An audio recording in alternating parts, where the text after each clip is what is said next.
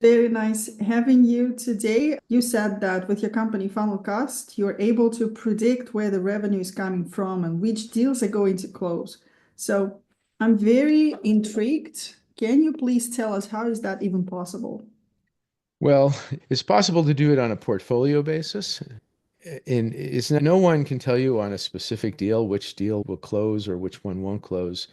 But it is possible when you have enough deals to, in aggregate, make probabilistic calls on deals. And if you have, sufficient quantity, you can put them all together and the aggregate forecast still makes sense. There are a lot of vendors in the market that kind of do similar things, but what I think what we've kind of cornered the market on is we've focused on instead of just trying to make calls for a quarter or for a short term, we've built a model that is fundamentally a temporal or time-based model. So everything in the application looks at how long it takes to win deals and using win rates as a function of time in order to make more meaningful predictions. So you can actually go out to, instead of this quarter, you can go out to even next year in some cases. In fact, today, now we're beginning of January, we could go to the end of 2026 now.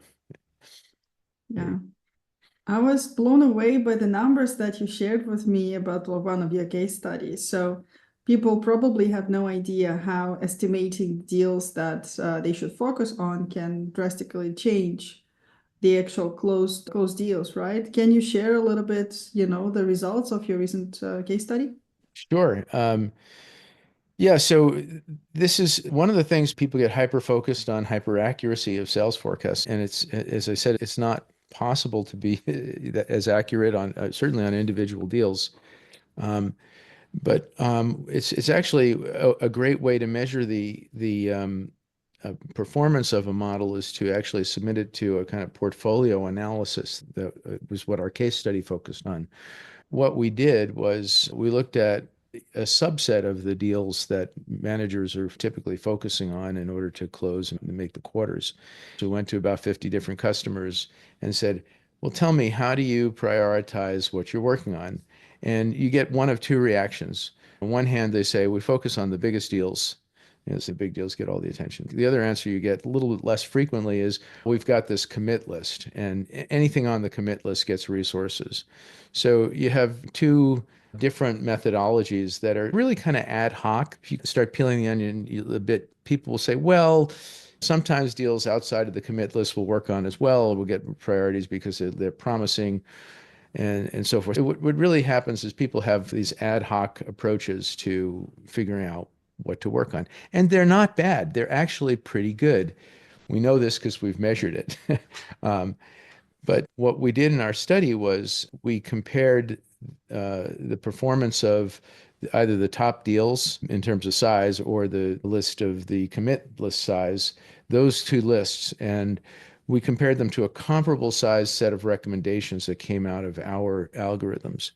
It's a real simple comparison. You start 1 week with a list of, let's say, the biggest deals on one hand, and you make a comparable size list that comes out of our algorithm, and you just look at what's the performance of that list over the rest of the quarter.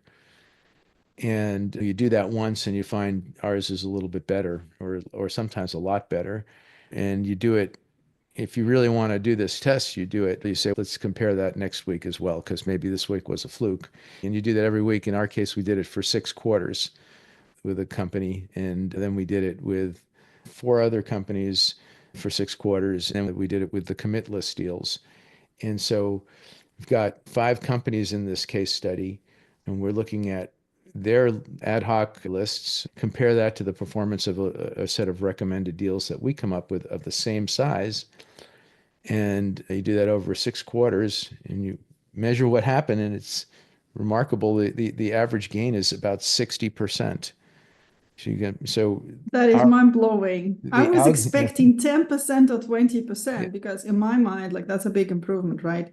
yeah. So everybody in marketing industry is talking about incremental improvements because they all add up.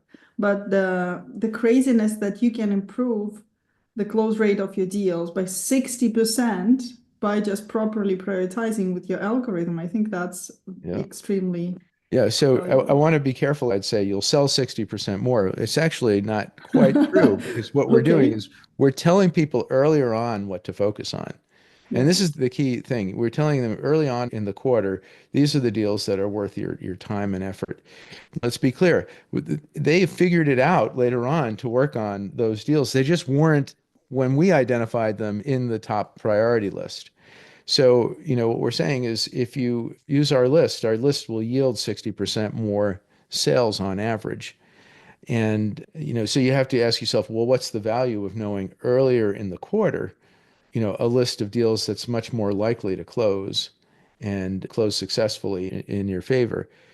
And, I think what happens is that you can improve productivity because by, focusing on the right deals, you're going to have less focus on the unwinnable ones that are sucking up resources. So you get lower cost of customer acquisition and, perhaps shorter sales cycles, desirable, but more important, you just better use of resources so you can use the resources to work on other things that are winnable.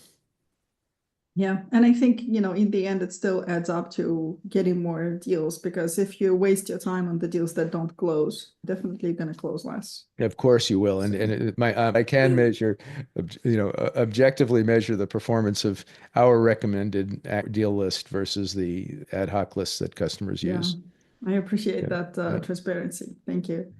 Which leads me to my other question. So we work a lot with companies who scale, and we also work with PE companies. So when companies acquire various businesses and consolidate them and optimize them.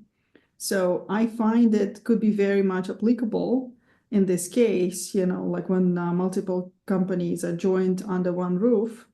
How do you think your software and like this algorithm could be utilized for PE firms? Oh, wow. Great question. Well, as I understand it, PE investment goes through two phases. Before they make an investment, they have to go through due diligence where they're trying to understand fundamentally one question, what's the potential of this company going forward? And then the second question is how can we provide value in synergy to somehow make it grow faster? And our application is really focused on answering those questions for sales leaders. Basically, we're saying take the current situation as things currently stand and make predictions based on things continuing the way they are. That's what we call a baseline prediction.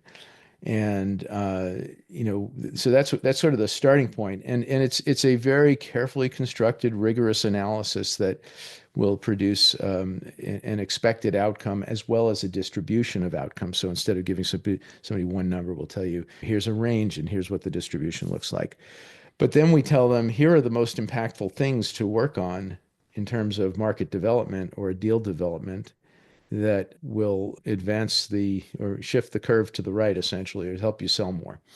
So we're telling you if you're a PE investor and you're in the due diligence phase, we give you an objective, data-driven way to assess the company's baseline potential and an objective, data-driven way to assess the company's potential to change the outcome in the future with the value you bring in terms of your resources that you're going to add and driving the economies. And then once you're in the value creation phase, you own the company, you've got to focus on the value creation side. And so you repeat that process, but you do it every day instead of, one shot before the Exactly. investment. Yeah. So for me, I find like the biggest value that, a lot of times those companies go to various analysts and they produce those curves like this is what possibly can happen. But when they go to implementation, they go to other people and those people might say, actually, it's not what's going to happen. So there is a lot of discrepancy. So what's appealing to me based on what you say is that essentially it's all in the same hands. And the approach that you use for analytics is the exact same approach that you use for practical implementation. Yeah, So, that's right. And you bring up an interesting point. There's a lot of what I could call mathy-like analyses that people do. Mathy meaning yes, math-like. It uses math. It looks like it's rigorous because it uses math that are fundamentally flawed analyses. One example is somebody's going around telling people, and whoever's doing this, they should stop. They're telling people, multiply all your conversion rates from stage 1 to stage 2 to stage 3 to stage 4 and so forth. Multiply that chain of conversion rates. It's not the right thing to do. You shouldn't focus on that because deals don't progress linearly. They don't start at the beginning, they start in the middle, they go backwards. So, the model is misspecified for what actually happens in reality. The only thing you care about from a stage is whether ultimately it's won. And so the right analysis is not to look at conversion rates, but win rates by stage, erroneous results. You'll also probably make the mistake of assuming that conversion rate from one stage to another can be improved without affecting other downstream rates. And there's a lot of evidence. Anecdotally, every time we see people trying to push conversion rates up in one stage to the next, later stages suffer. So, that consumes resources. It's not having the effect that people think it's going to have. People like, the push to have like, to reach the quota in, let's say, quarter 1 potentially can burn out people before Of quarter 2 course, yeah, starts. people will be, there's another, I've got a book on it somewhere here. There's a guy who wrote a book, The Tyranny of Metrics. As soon as you start putting a metric in place, one of his maxims is that as soon as you have a metric, people will start gaming the metric to their advantage. If you say, let's improve this conversion rate, I guarantee you people will find a way to improve that conversion rate. It may I not be see. as useful anymore, though, because they'll find ways that basically don't achieve your objective, which is really to improve wins, not conversions. Fantastic. And in terms of the sales teams, this is just a question that popped in my head right now.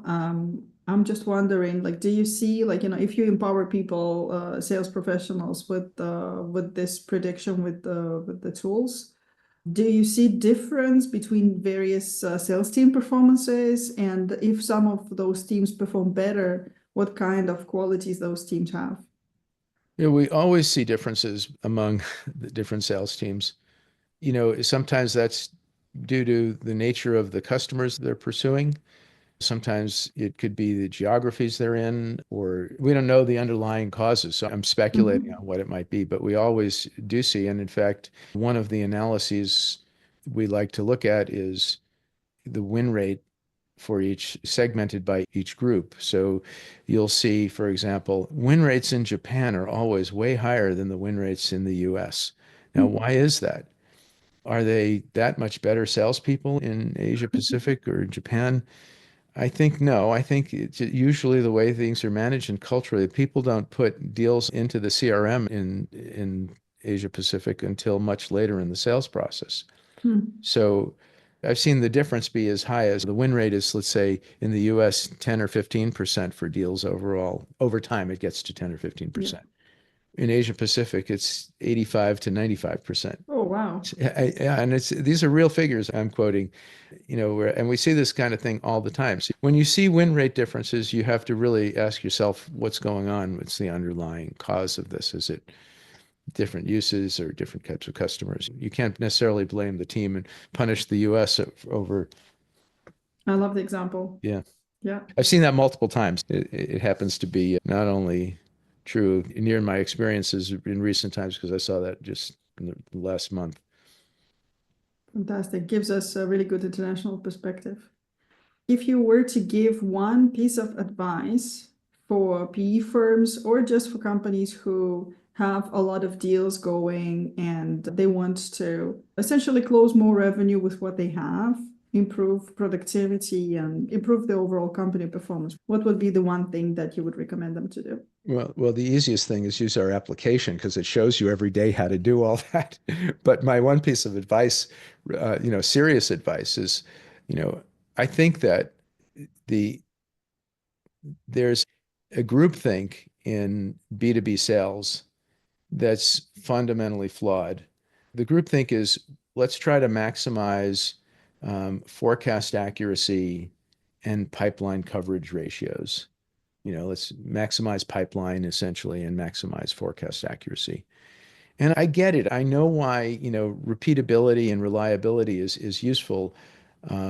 but you have to separate, um, revenue uh, from a GAAP perspective, according to generally accepted accounting principles, from sales, new transactions. They are coupled, but they can be loosely coupled, particularly in a SaaS world. Um, so, I mean, what's wrong? What's with the group thing? People are focused on the wrong things. You don't care about pipeline and you don't care about maximizing forecast accuracy. You care about maximizing sales.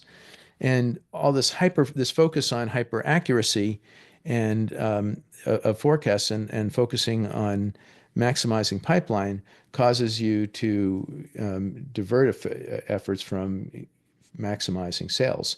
So my simple advice is focus on maximizing sales. You already knew that. Of course you knew that, but somehow businesses, what's the first thing they look at in a board meeting? What's going to happen this quarter? I want to know within, and we have vendors making it worse because I see vendors that say, hey, we'll get you within 2%, which I don't know, to me, if they can do that, that's proof to me that they haven't done the thing that you really care about, which is maximizing sales.